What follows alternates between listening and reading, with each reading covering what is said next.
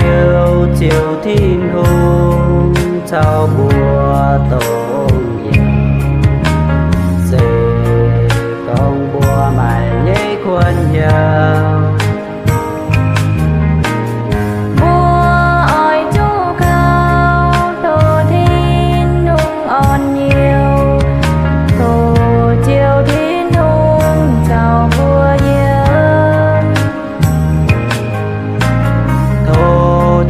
sinh linh bia yếm nhẹ nhảy nhiều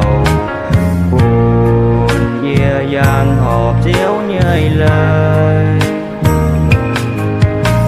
buông chủ xây nhiều ôi chủ chẳng thảo chiều nhìn hùng nín trao bùa tông yêu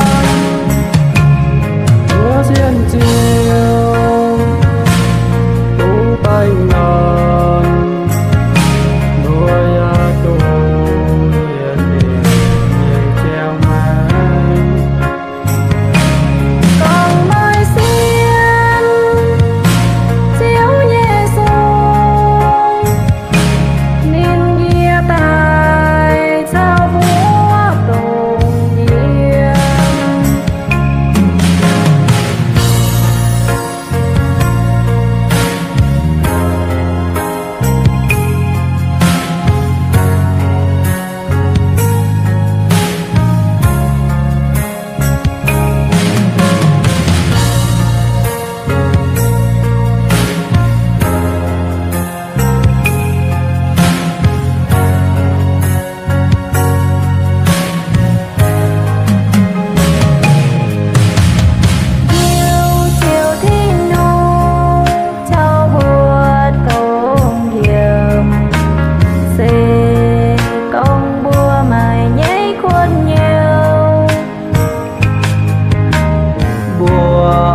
chu cao thổ thiên hùng on nhiều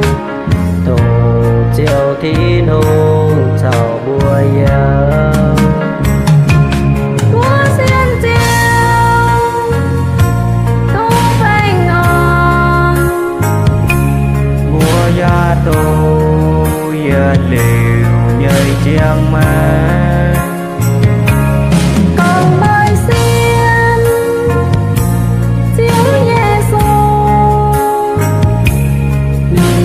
tài trao búa